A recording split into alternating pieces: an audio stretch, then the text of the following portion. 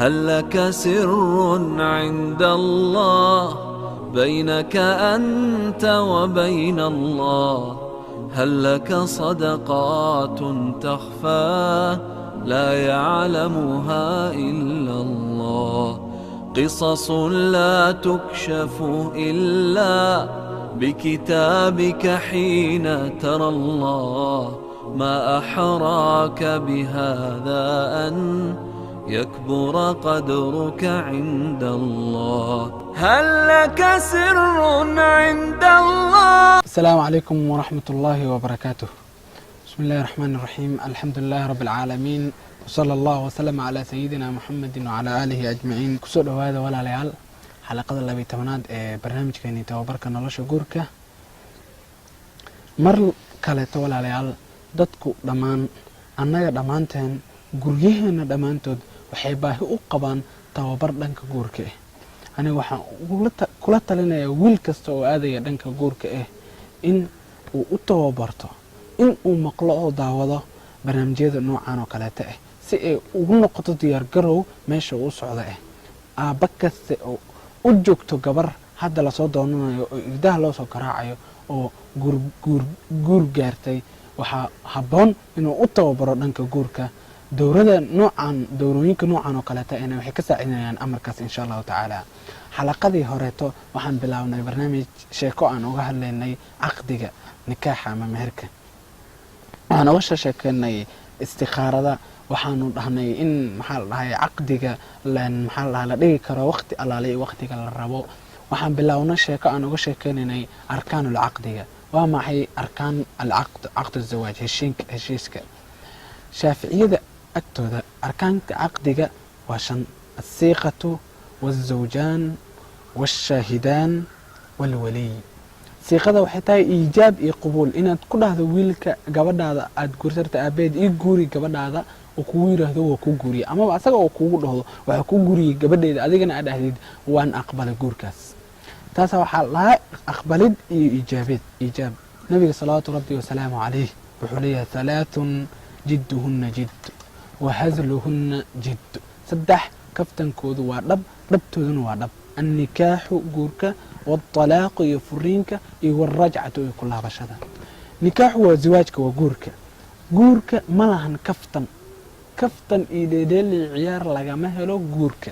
islaamku wuxuu u imaaday inuu ilaaliyo 5 amr: xifd النسل وحفظ النفس وحفظ المال وحفظ العقل وحفظ الدين. 5taas ayuu ilaaliya islaamku dheedheel ma lahan lagu dheedheelo sharafta dadka, bal islaamku wuxuu ilaaliyaa sharafta dadka. sida darteed kaftan ma galo guurka. nin inuu ku dhaho mid kaleeto ii guuri gabadhaada ka kalena oo dhaho ku guuriye daqiiqad kadib ay dhahaan waa kaftamaya, aniga guur ma rabin, gabadhaada ma guursa rabin. kaftan ma lahan guurka. wax allaale iyo wax walba aad ku dheelaysid ha ku dheelin diintaada, ha ku dheelin sharaftaada, ha ku dheelin dadka kale sharaftooda, ha ku dheelin habdhaqankii wanaagii soo yaali jiray iyo soo yaalka horeeto.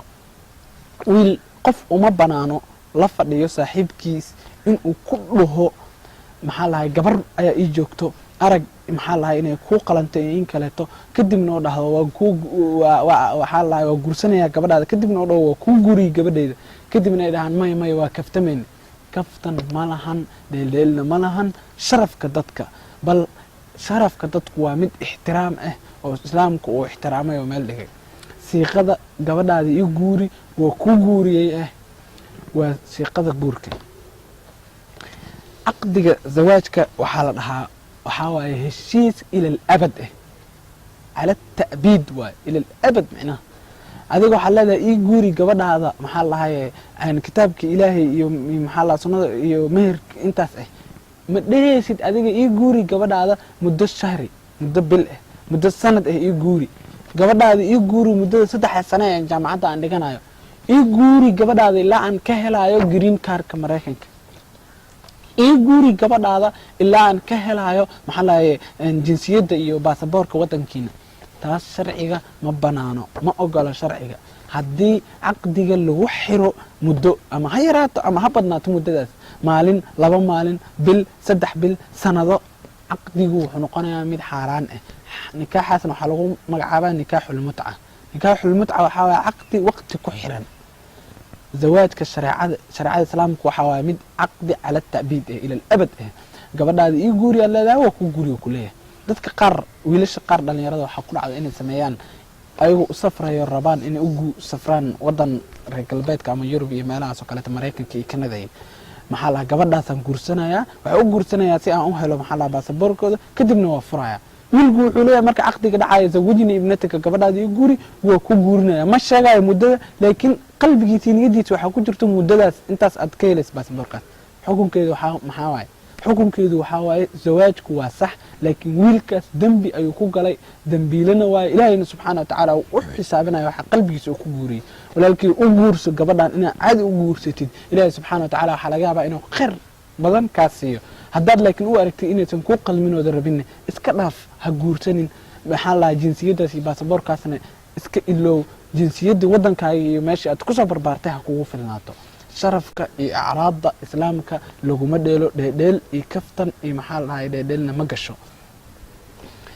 rukniga koowaad ee arkaanul caqdiga waxaa waaye asiiqa habki loogu dhawaaqayo. rukniga labaadna waxaa waaye azawju wazawjaan azawju wazawja ninkii guursanayay gabadhii la guursanayay. rukniga saddexaad ashaahidaani markhaatiyaal laba markhaati. markhaatiyaanku waa laga maarmaan. markhaatiyaalku waa inay noqdaan kuwo cuduul ah oo wanaagsan oo alla ka cabsi lagu yaqaano wanaag iyo alla ka cabsi. laakiin in wiil uu aado oo maxaa la soo wato laba wiil oo maxaa la saaxiibadiis oo laamigi ka soo wata si alla ay saarmaan ku heshiiyaan oo maxaa la kadibna gabal meel ilaahay aan raali ku ahayn u wado in markhaati ka inaan guursanayo heblaayo waxaa laga yaabaa fisqiga labadaas markhaati ay sameeyeen in gabadhan uu ku xalaalaysto wiilkaas dhibna ilaahay subxaana watacaala oo geliyo. markhaatiyaalku waxaa laga maarmaan inay noqdaan kuwo wanaagsan kuwo alla ka cabsi lagu yaqaano kuwo lagu yaqaano alla ka cabsi ugu yaraan inaan lagu aqoonin fisqi oo maxaa la ka nadiif yihiin aqoon fisqi rag lagu yaqaano fisqiga. ma dhacayo guurku shahaado la'aan. maalikiyadu waxay dhahaan waxaa dhici kara guurku uu dhici karaa shahaado la'aan laakiin waxaa xaaraan in maxaa la duquulki iyo aqalgalki iyo maxaa la jamaaci uu dhaco shahaado la'aan. wala caqdigu uu dhici karaa laakiin inta aqalgalka iyo galmada imaani ka hor waa in maxaa la hadana shuhuud la sameeyo. rukniga afraad walaalayaal ila ogaada ruknigan waa mid adag. alwaliy waliga gabadhu waxay leedahay wali. rasuulka salaatu rabbi wasalaamu calayhi wuxuu leeyahay laa nikaax guur ma jiro ilaa biwaliyin weli la'aantiis. guur sax ma jiro laa nikaax ilaa biwujuudi waliyin in la helo waayo wujuudkii la helaa weligaas awowgeed ha noqdo maxaa la aabaheed ha noqdo adeerkeed maxaa la abtigeed wax alaali wuxuu rabo ha noqdo laakiin waxa la rabo muhiimka ah waxay tahay wali caqdigaas iyo heshiiskaas galo in la helo. لا نكاح إلا بولي. رسولك صلى ربي وسلامه حديث كله يقول أيما امرأة نكحت بغير إذن وليها فنكاحها باطل فنكاحها باطل فنكاحها باطل. قبر كستو ميرتو ولي الآن نكاح ذو باطل باطل باطل.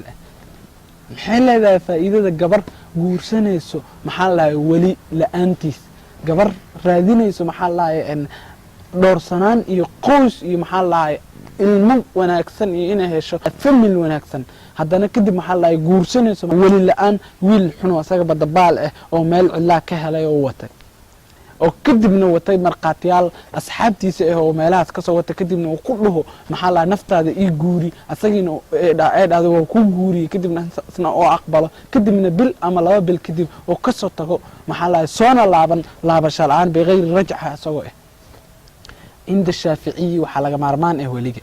إمام أبو حنيفة رضي الله عنه وحليه وحأبنا عن قبضة أمريكا عقدك الشيء إن أيده قشوا ولي أيده نقطه لكن شرطه إن أي نقطه بالغة عاقلة واعية نعقل الله ذاهي وينتهي محل قنجرنا تهي هدي محل ويلكنوا وإنه نقطة كفو متجورك جاري haddii sunniinku kufu ahayn oo sun guurki maxaa la milki kirin waxyaabay guurka waxa u banaan ninkaas gabadha aabaheed in dacwad ku soo rugo gabdhayahow ikhawaati ha ku raali noqonina in caqdigiina uu dhaco ilaa in la helo oo kala fadhiga joogaan ma ogiyi maxaa lahay aabayaalkiin iyo dadkii maxaa lahay weligiina haya sheekh baa wuxuu ka sheekeynayay wiil u imaada dhalinyaro ah oo rabay in maxaa la gabar uu u mehriyo wuxuu yiri aniga uu masaajidka jooga salaada jimcaha kadib ayaa waxa ii imaaday wiil maxaa la dhahaye rabay in meher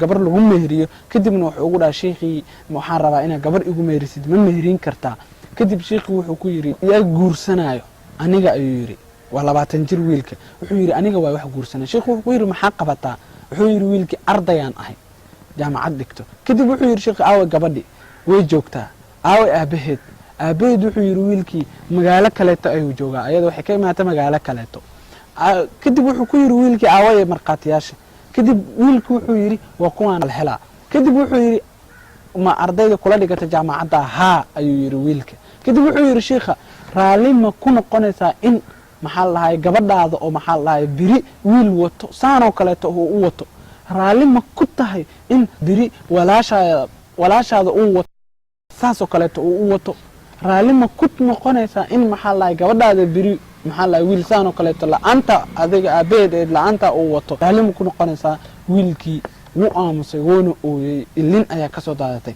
kadib sheekhu wuxuu yiri waan ogaa adiga inaad rabtid inaad guursatid dhalinyarana aad tahay guurdoon laakiin sabar haddii aad saan samaysid oo hadda gabadhan weli la-aan guursatid birina meelaad dirjisa u haynin dhibaato ayaa idin qabsanaysa adiga iyo ayadaba waa kuu jeedaa waxaa tahay wiil wanaagsan maxaa lahay u imaada sheekh masaajidka soo galay mas'alo sheekh weydiiyey oo intaas iimaankiisu dhan yahay ha samaynin arrinkaas si ilaahay uu kugu ilaaliyo gabdhahaaga iyo walaalahaaga iyo hooyooyinkaaga gabdhow midkiin iyo guursanin weli la-aan weligu wuxuu ku yahay awood wuxuu ku yahay mid adiga ku ilaaliyo adigana wiilyahu ha ku raali noqonin in aad guursatid gabar ilaa gabar weligeedu uu joogo mooye waxaanu dhammaystiri doonaa sheeko ku saabsan caqdiga goosgooska kadib insha allahu tacaala inala jooga